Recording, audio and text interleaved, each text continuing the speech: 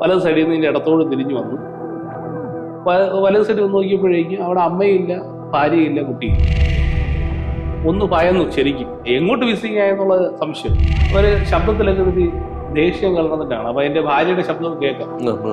അപ്പൊ ഇങ്ങനെ ലിഫ്റ്റ് ഇറങ്ങി ഇങ്ങനെ വരികയാണ്. അത് കണ്ടപ്പോഴേ എനിക്കൊരു ആശ്വാസമായി. ഞാൻ ആശ്വാസത്തിലെങ്കിൽ ഞെട്ടിപ്പോയി, എന്ത് സംഭവിച്ചെന്ന് പിടിയില്ല. കാരണം ഞാൻ ഈ ബോളിൽ മൊത്തത്തിൽ എന്ത് ചെയ്തു നോക്കിയിട്ടാണ്, അരിച്ച് പറക്കിയിട്ടാണ് ഞാൻ താഴെ ഇറങ്ങിയത്.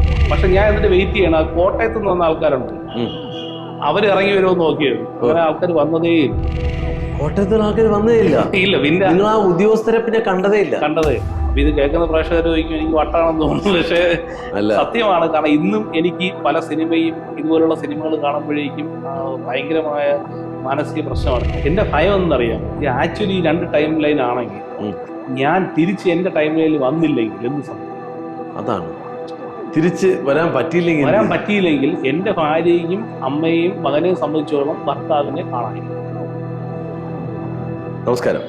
ചില സമയങ്ങളിൽ നമ്മൾ മറ്റ് ലോകത്തേക്കോ അല്ലെങ്കിൽ മറ്റ് സമയങ്ങളിലേക്കോ നമ്മൾ വഴുതി വീഴുന്നേക്കാം. അവിടെ നമ്മൾ ചിലപ്പോൾ ഒറ്റപ്പെട്ടു പോകാം. അങ്ങനെയാണെങ്കിൽ അങ്ങനെ ഒരു മറ്റൊരു ലോകം ഉണ്ടോ?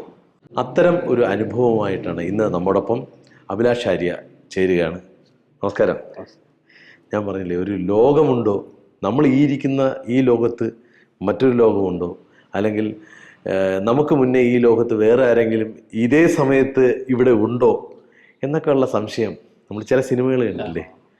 ആ സിനിമയിലൊക്കെയാണ് ഇപ്പോൾ ടൈം ട്രാവൽ എന്നൊക്കെ പറയത്തക്ക രീതിയിൽ സയന്റിഫിക് സിനിമകളിലൊക്കെ അപ്രകാരം കാണുന്നു. അതെ, അങ്ങനെ എന്തെങ്കിലും ഒരു അനുഭവം ഉണ്ട്. പക്ഷെ അനുഭവം നമുക്ക് പ്രേക്ഷകർക്ക് മനസ്സിലാകാൻ വേണ്ടി, ഇപ്പൊ ഉറുമ്പുകള്, തേനീച്ചകൾ അവര് ജീവിക്കുന്നുണ്ട്. അപ്പൊ അവരുടെ ആയ ലോകമുണ്ട് അല്ലേ? അതുപോലെ അങ്ങൊരു പാട്ടുകാരനാണ്, അപ്പൊ അങ്ങേക്ക് അറിയാൻ പറ്റും. ഗായകർ അവരുടെ ഒരു ഗ്രൂപ്പാണ്. അപ്പൊ അതുപോലെ നമുക്കിപ്പോ വക്കീലുമാരെ എടുത്ത വക്കീലുമാരെ ഒരു ഗ്രൂപ്പായിട്ടേക്കും. അങ്ങനെ അവർ ഓരോ ജോലിയുമായി ബന്ധപ്പെട്ടോ അല്ലെങ്കിൽ അവരുടെ വംശവുമായി ബന്ധപ്പെട്ടോ അവരൊരു പ്രത്യേക ലോകത്തായിരിക്കും ജീവിക്കുന്നത്. മറ്റു ലോകത്തുള്ളവരായിട്ട് ബന്ധം പോലും ചില ഇല്ലാതെ ജീവിക്കുന്ന ജീവജാലങ്ങളുണ്ട്. അതുപോലെ നമ്മൾ ആത്മീയമായിട്ടും അങ്ങനെ പറയുന്നുണ്ട്, പല പല ലോകങ്ങളുണ്ടെന്ന് പറയുന്നുണ്ട്. ഇപ്പൊ 14 ലോകം എന്നൊക്കെ നമ്മൾ പുരാണം പറയുന്നു. സയൻസ് ഏകദേശം ഒരു 11ഓളം ടൈം ലൈനുകൾ കണ്ടെത്തിയായിട്ടും പറയുന്നു. 11ഓളം ടൈം. അതിൽ 4ാമത്തെ ടൈം ലൈനാണ് നമുക്ക് ഡയമെൻഷൻ ആണ്, നമുക്ക് ടൈം എന്ന് പറയുന്നത്. അത് ഈ ഡയമെൻഷൻ ആണോ? ഡയമെൻഷനും ഈ ലോകം തമ്മിൽ വ്യത്യാസമൊന്നും എനിക്ക് കൃത്യമായിട്ട് പറയാൻ പറ്റിയിട്ടില്ലെങ്കിലും അറിയാൻ പറ്റിയിട്ടില്ല, അതാണ് സത്യം. പക്ഷേ 4ാമത്തെ ടൈം ലൈൻ ആണ്, അല്ലെങ്കിൽ ലോകമാണ് നമ്മളിപ്പോൾ. അല്ല 4ാമത്തെ ടൈം എന്ന് പറഞ്ഞ സാധനം ഫീൽ ചെയ്തിട്ടുള്ളതാണ് ടൈം എന്നുള്ളത്. അങ്ങനെ പലരും പറഞ്ഞു കേട്ടിട്ട്, അനുഭവത്തിൽ പറഞ്ഞിട്ടുണ്ട്. പക്ഷെ ഈ മൾട്ടി യൂണിവേഴ്സ് എന്നൊക്കെ പറഞ്ഞാൽ നമ്മൾ ഈ മാർവലിന്റെ സിനിമകളിലൊക്കെ കണ്ടിട്ടുണ്ട്. ഈ ഇടയ്ക്ക് പല പല സിനിമകളിലൊക്കെ നമ്മൾ കണ്ട് അന്ധപ്പെട്ടിരിക്കുകയാണ്. ഇതൊക്കെ ഉണ്ടോ ഇല്ലയോ എന്ന് ആർക്കറിയില്ല. പക്ഷെ എന്റെ ജീവിതത്തിൽ ഒരു വലിയ അനുഭവം ഉണ്ടായൊരു സംഭവം. അതായത് നമ്മള് അടുത്തൊരു ടൂർ പോകാന്നുള്ളതിൽ വീട്ടുകാരെല്ലാം കൂടെ ചേർന്ന് നമ്മളൊരു വിനോദയാത്ര പോകാന്ന് വെച്ചാൽ ഞാനും ഭാര്യയും എന്റെ അമ്മയും ഞങ്ങൾ 4 പേരും കൂടെ ചേർന്നിട്ട്, മകനുമുണ്ട്. അപ്പൊ ഞങ്ങൾ 4 പേരും കൂടെ ചേർന്നിട്ട് കന്യാകുമാരിയിലേക്ക് യാത്ര. ഈ കന്യാകുമാരിയിൽ നമ്മൾ അടുത്താണ്. അപ്പൊ എല്ലാരും സ്ഥിരമായി പോകുന്ന ഒരു സ്ഥലമാണല്ലോ. അപ്പൊ അതുകൊണ്ട് ഞാൻ എന്ത് ചോദിച്ചു, ഇനി പോകുമ്പോൾ നമ്മൾ ഇതുവരെ കന്യാകുമാരിയിൽ ടച്ച് ചെയ്യാത്ത സ്ഥലങ്ങൾ, എക്സ്പ്ലോർ ചെയ്യാത്ത സ്ഥലങ്ങൾ ഉണ്ടെങ്കിൽ നമുക്കൊന്ന് നോക്കാം എന്നുള്ളതാണ്. അങ്ങനെ ഞാൻ നോക്കി വെച്ചാൽ ഒരെണ്ണം ലൈറ്റ് ഹൗസ് ആയിരുന്നു. ആ ഒരു ലൈറ്റ് ഹൗസ് കയറി നമുക്കൊന്ന് കാണാം, എന്താണെന്ന് അറിയാം. ഞാൻ ഇതുവരെ ലൈറ്റ് ഹൗസ് കയറിയിട്ട് അപ്പോഴേക്കും അവിടെ വേറെ പ്രത്യേകത ഉണ്ട്. കന്യാകുമാരിക്ക് അറിയാം, നമ്മളെ ഒരു മുനമ്പിലേക്കാണ് അത് തള്ളിയിരിക്കുന്നത്. അവിടെ വേറെ പ്രത്യേകത, ഈ മുനമ്പിന്റെ അവിടെയാണ് ലോകത്തെ ഏറ്റവും കൂടുതൽ ഗ്രാവിറ്റി കുറവുള്ള സ്ഥലം എന്ന് പറയുന്നത്. ഗ്രാവിറ്റി കുറഞ്ഞ സ്ഥലം പറയുന്നത് ഈ ശ്രീലങ്കയ്ക്കും ഈ പറഞ്ഞ നമ്മളെ ഈ കന്യാകുമാരിയുടെ മുനമ്പ് തീരുന്ന ഭാഗത്താണ് ഗ്രാവിറ്റി കുറവെന്ന് കേട്ടിട്ടുള്ളത്, സയന്റിഫിക്കലായിട്ട് പറയുന്നത്. എന്തായാലും അവിടെ എന്തോ പ്രത്യേകത ഉണ്ടെന്ന് എനിക്ക് തോന്നുന്നു. പക്ഷെ ഞാൻ അവിടെ ചെന്ന സമയത്ത് ഞങ്ങളെല്ലാവരും കൂടെ ടിക്കറ്റ് എടുത്ത് നേരെ ലൈറ്റ് ഹൗസിന് മുകളിൽ കയറി ഞങ്ങൾ ചുറ്റുപാടൊക്കെ കണ്ടുകൊണ്ടിരുന്നു. കുറച്ച് സമയം കഴിക്കുമ്പോൾ ഈ ആകാശത്തെ അന്തരീക്ഷങ്ങളൊക്കെ ചേഞ്ചായി വരുന്നുണ്ട്. അവിടെ ആ ഏരിയയും തൊട്ടപ്പുറത്തുള്ള ഏരിയയൊക്കെ ചേഞ്ച് വരുന്നുണ്ട്. ആകാശത്ത് മേഘാവൃതമാകുന്നുണ്ട്, മാറുന്നുണ്ട്. ആകാശം ചേഞ്ച് ആയിക്കൊണ്ടിരിക്കും. നമ്മൾ ആകാശത്തിന് മേഘങ്ങൾ വരുന്നു, ഇത് മഴ മൂടിയ അവസ്ഥ അങ്ങനെ വരുന്നുണ്ട്. പിന്നെ പെട്ടെന്ന് തെളിയും, കാറ്റടിക്കും, അങ്ങനെയൊക്കെ ഉണ്ട്. അത് ഈ കടൽ തീരമായിട്ടുള്ള ഒരു അനുഭവമാണ്. അപ്പോഴേക്കും അപ്പുറത്തെ സൈഡിൽ കുറച്ച് മയില് ഈ മയില് ഇത് ഈ ഇതിന് മേളില് കയറിയപ്പോഴാണ് അതെ മേളിൽ കയറുമ്പോൾ നമുക്ക് ഒരുപാട് ഭീഷണി ഉണ്ടാവും. അല്ല ഇതില് ഇങ്ങനെ നിങ്ങൾ സ്റ്റെപ്പ് വഴിയാണോ അതോ? അവിടെ സ്റ്റെപ്പ് ഉണ്ട്, സ്റ്റെപ്പ് ഇപ്പൊ കൂട്ടിയിട്ടിരിക്കുകയാണ്. ലിഫ്റ്റ് ഉണ്ട്. അവിടെ ടിക്കറ്റ് എടുത്തു കഴിഞ്ഞാൽ നമുക്ക് എല്ലാവർക്കും ചെറിയൊരു ടിക്കറ്റ് എടുത്തൊക്കെ കൊടുത്തു കഴിഞ്ഞാൽ നമുക്ക് ലിഫ്റ്റിൽ നമ്മൾ കയറി മുകളിലെത്തും. പക്ഷെ ഒറ്റ വഴിയോ. എത്ര അടി ഹൈറ്റ് ഉണ്ടോ? ഏകദേശം ഒരു 3-4 നിലയ്ക്ക് മുകളിൽ അതിൽ കൂടുതലുണ്ടാവാനേ സാധ്യത. നല്ല ഹൈറ്റ് ഉണ്ട്. അപ്പൊ അതില് ഒറ്റ വഴിയോ, കയറാനും ഇറങ്ങാനും ഒറ്റ ലിഫ്റ്റ്. അപ്പൊ ഞങ്ങൾ മേളിലോട്ട് കയറുന്നു ഇങ്ങനെ എല്ലാം കണ്ടോണ്ടിരിക്കുന്നു. അപ്പൊ എന്റെ ഫോൺ എന്റെ മകൻ വാങ്ങിച്ചു ഫോട്ടോ എടുക്കാൻ വേണ്ടി. അപ്പൊ ഞാൻ അദ്ദേഹത്തിന്റെ കൊടുത്തു. അപ്പൊ അവര് എന്റെ ഭാര്യയും മകനും കൂടെ ചേർന്ന് ഇങ്ങനെ ഫോട്ടോ എടുത്തുകൊണ്ടിരിക്കുകയായിരുന്നു. അപ്പൊ ഈ ലൈറ്റ് ഹൗസിന്റെ ഒരു ഇടത് ഭാഗത്ത്, ഇപ്പൊ ഞാൻ നിൽക്കുന്ന ഭാഗത്ത് എന്റെ ഓപ്പോസിറ്റാണ് ലൈറ്റ് ഹൗസിന്റെ ഇടത് ഭാഗത്തേക്ക് എന്റെ മകനും ഭാര്യയും കൂടെ ചെന്ന് ഇങ്ങനെ ഫോട്ടോസ് എടുത്തുകൊണ്ടിരിക്കുന്നു. വലത് ഭാഗത്ത് ഞാനും എന്റെ അമ്മയോട് നിൽക്കുകയാണ്. അങ്ങനെ നിന്നപ്പോഴേക്കും അവിടെ മയിൽ വരികയും ഈ മയിലിന്റെ ഫോട്ടോസൊക്കെ അമ്മ എടുത്തു. അപ്പൊ അമ്മയ്ക്ക് എന്റെ മകന്റെ അടുത്ത് ഈ മയിലിനെ കാണിക്കണമെന്നുള്ള ഒരു ആക്ച്വലി ഇപ്പുറം സൈഡ് മയിലൊക്കെ ഉണ്ട്, അത് അമ്മ കാണുന്നില്ല. അമ്മയ്ക്ക് ഒരു ക്യൂരിയോസിറ്റി എന്റെ ചെറുമകനെ കാണിക്കണമെന്നുള്ള ആഗ്രഹമുണ്ട്. അമ്മേനെ ഇരിക്കുന്ന ഫോണൊക്കെ എടുത്ത് വെച്ചിട്ട് ഫോട്ടോ ഒക്കെ എടുത്തിട്ട് കുറച്ച് സമയം കഴിഞ്ഞപ്പോഴേക്കും അന്തരീക്ഷ ചേഞ്ചസ് ഒക്കെ ഉണ്ടായിരുന്നു. അപ്പൊ ഞാൻ തിരിഞ്ഞ് നോക്കിയപ്പോഴേക്കും അവിടെ ആൾക്കാരില്ല. ലൈറ്റ് ഹൗസ് നിറഞ്ഞു നിന്നാണ്, ഒരുപാട് ജനങ്ങളുണ്ടായിരുന്നു ആ സമയത്ത്. അങ്ങയോടൊപ്പം ഒരുപാട് പേര് ഒരുപാട് പല ടൂറിസ്റ്റുകൾ ഉണ്ടായിരുന്നു. പെട്ടെന്ന് കുറച്ച് കഴിയുമ്പോൾ ആള് വളരെ കുറവായിട്ട് ഫീൽ ചെയ്യും. തിരിഞ്ഞു നോക്കിയപ്പോൾ അമ്മയെ കാണാനില്ല. അപ്പൊ ഞാൻ മനസ്സിലാക്കി അമ്മ എന്റെ മകനെ കാണിക്കാൻ വേണ്ടി ഈ മയിലിന്റെ ഫോട്ടോ ഒക്കെ എടുത്തിട്ട് കാണിക്കാൻ വേണ്ടി ഇപ്പുറം സൈഡ് പോയതായിരുന്നു. ഞാൻ അതുകൊണ്ട് കുറച്ചു നേരം നിന്നിട്ട് ഞാൻ ഇങ്ങനെ വിശാലമായിട്ട് ദൂരങ്ങളിൽ നോക്കി കടലൊക്കെ ഒന്ന് ആസ്വദിച്ച് നിൽക്കുകയായിരുന്നു. നല്ല കാറ്റൊക്കെ. കുറച്ച് കഴിഞ്ഞപ്പോഴേക്കും അവിടെ ഈ കുറച്ച് പുതിയ ആൾക്കാരൊക്കെ വന്നു തുടങ്ങി. ഈ കോട്ടയം ഭാഗത്തു നിന്നൊക്കെ സർക്കാർ ഉദ്യോഗസ്ഥരൊക്കെ അങ്ങനെ കുറച്ച് ആൾക്കാരൊക്കെ ഇവിടെ എന്തെങ്കിലും പരിപാടിക്ക് വരണമായിരിക്കും തിരുവനന്തപുരത്ത്. വരുമ്പോൾ പിന്നെ അവർ അടുത്തുള്ള സ്ഥലത്തേക്ക് ഒന്ന് കന്യാകുമാരിയോട് വന്ന് പോകാന്നുള്ള രീതി വരുന്നതാണ്. അപ്പൊ അവരിതൊക്കെ പരസ്പരം സംസാരിച്ചുകൊണ്ടിരിക്കുന്ന കുറച്ച് ആൾക്കാരാണ്. അപ്പൊ ഞാൻ കുറച്ച് സമയം കഴിഞ്ഞതിന് ശേഷം ഞാൻ തിരിച്ച് ഇവരെ കാണുന്നില്ലല്ലോ ഇപ്പുറം സൈഡിലേക്ക്. ഞാൻ ഈ ലൈറ്റ് ഹൗസിന്റെ വലത് സൈഡിൽ നിന്ന് ഇതിന്റെ ഇടത്തോട് തിരിഞ്ഞു വന്നു. വലത് സൈഡിൽ വന്ന് നോക്കിയപ്പോഴേക്കും അവിടെ അമ്മയില്ല, ഭാര്യയില്ല, കുട്ടിയില്ല. ഈ 3 പേരെയും കാണാനില്ല. അപ്പൊ ഞാൻ വിചാരിച്ചു അവരെയെങ്കിലും അപ്പുറത്തെ കോണറിലെല്ലാം നിൽക്കായിരിക്കും പറഞ്ഞുകൊണ്ട് ഞാൻ തിരിച്ച് മൊത്തത്തിൽ പോയി ഒന്ന് അന്വേഷിച്ചു. ലൈറ്റ് ഹൗസ് ഇത്തിരി വിശാലമാണ്, വലുതാണ്. അപ്പൊ ഞാൻ എല്ലാ കോണറിലും പോയി നോക്കി. അപ്പൊ ഒറ്റ വഴിയേ ഉള്ളൂ. അപ്പൊ ഞാൻ പോകുന്നതിന്റെ ഓപ്പോസിറ്റ് അവർ വന്നാൽ എനിക്ക് കാണാൻ പറ്റും. തീർച്ചയായിട്ടും. അപ്പൊ ഞാൻ അത് പോയി നോക്കിയപ്പോഴേ അവിടെ കണ്ടില്ല.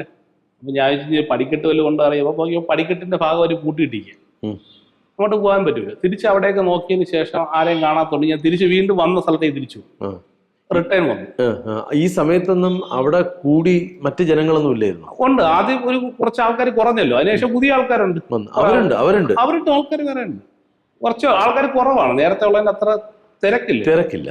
അപ്പൊ ഞാൻ തിരിച്ച് വന്നിട്ട് നോക്കിയപ്പോ ആരെയും കാണാനില്ല, ഇവരെ കാണാനില്ല. തിരിച്ച് ഇപ്പുറത്ത് വന്നു, വലത് സൈഡിൽ വന്ന് ആ ഏരിയ മൊത്തം ഒന്ന് അരിച്ചു പറഞ്ഞു. അവിടെയും കാണാനില്ല. അപ്പൊ ഞാൻ ആകെ ഒന്ന് ഭയന്നു, പക്ഷെ എന്താ ഇവരിവിടെ പോയ. അപ്പൊ എന്റെ ഒരു സ്വഭാവം എന്ന് വെച്ച് കഴിഞ്ഞാൽ നമ്മള് ഒരു ഫോൺ വിളിച്ച് ചോദിക്കാമല്ലോ. ഫോൺ എന്റെ ഇല്ല, മകന്റെ കൊടുത്തേക്കില്ല ഫോട്ടോ എടുക്കാൻ.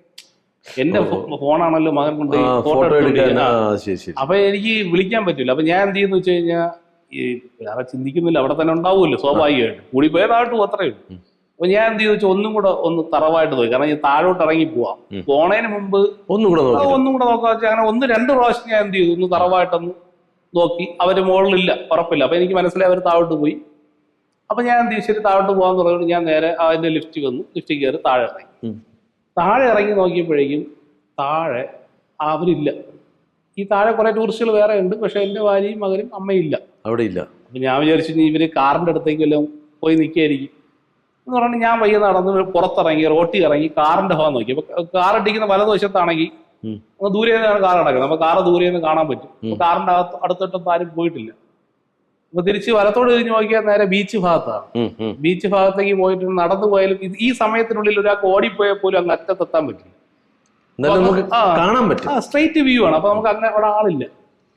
ഇവരെവിടെ പോയി നടണം. അപ്പൊ ഞാൻ വിചാരിച്ചു ഈ ലൈറ്റ് ഹൗസിന്റെ താഴെ വല്ല സ്നാക്സ് ബാറാ അങ്ങനെ എവിടെയെങ്കിലൊക്കെ നിൽക്കാന്ന് വെച്ച് കഴിഞ്ഞാൽ അതിന്റെ അകത്തൊക്കെ കയറി നോക്കി.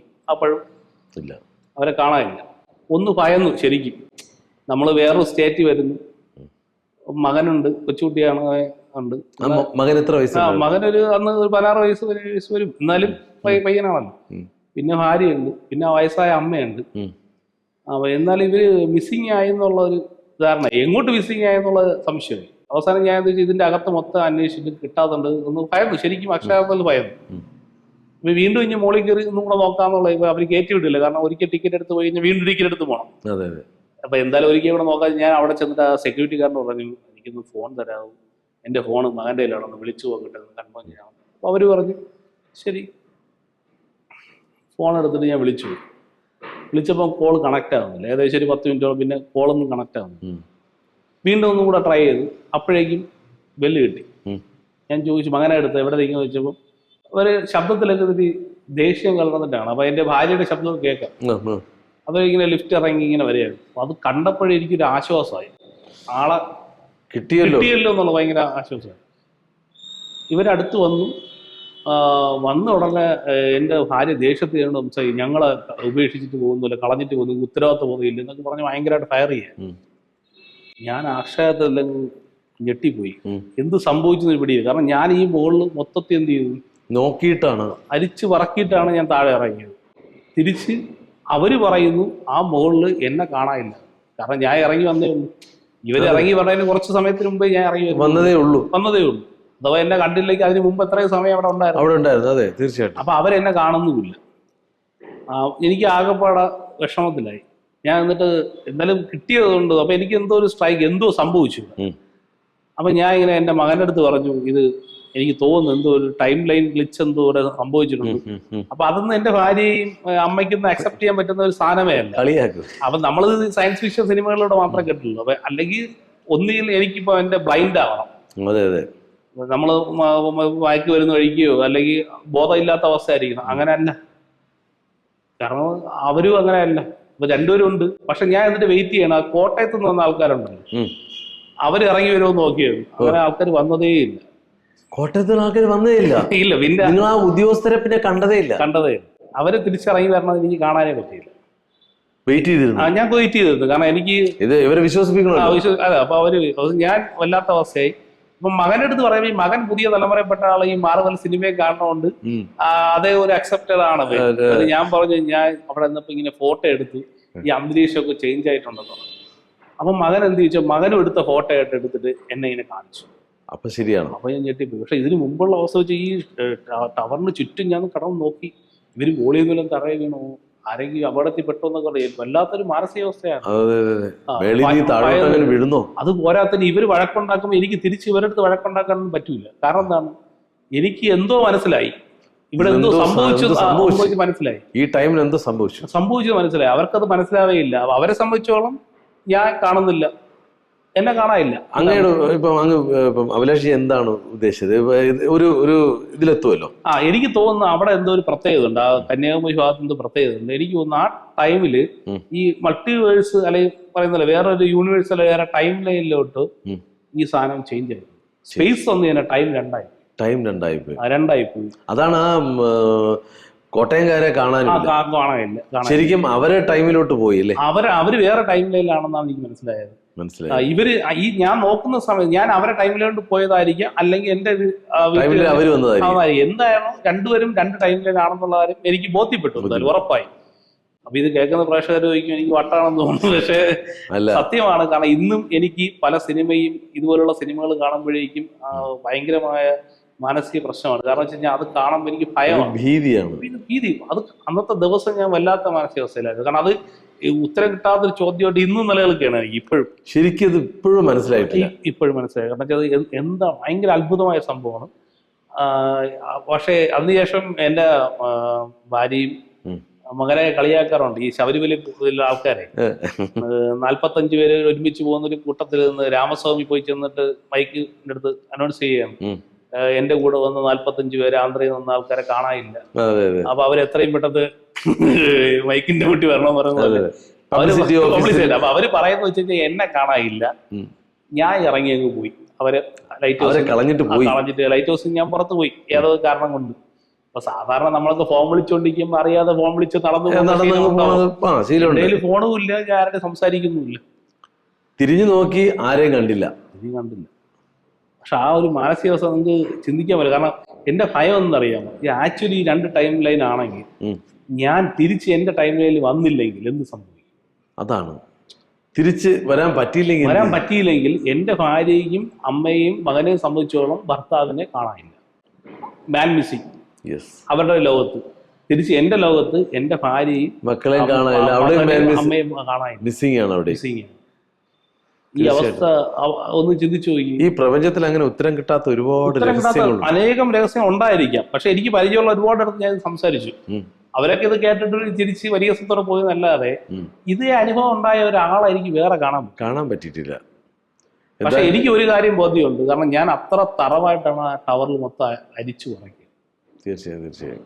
നമുക്ക് അതുകൊണ്ടാണ് അപ്പൊ മേ ബി ആൾക്കാർക്ക് ഇത്തരത്തിലുള്ള ടൈം ഗ്ലിച്ച് ഉണ്ടാവാം. ആർക്കെങ്കിലും ഇത് കാണുന്ന പ്രേക്ഷകർക്ക് ഉണ്ടെങ്കിൽ അവര് കമന്റ് ചെയ്യണം. എപ്പോഴെങ്കിലും ഒരു അനുഭവം ഉണ്ടായിട്ടുണ്ടോ? ഇത്തരം അനുഭവക്കാരെങ്കിലും ഉണ്ടെങ്കിൽ അടിയിലൊന്ന് കമന്റ് ചെയ്യട്ടെ.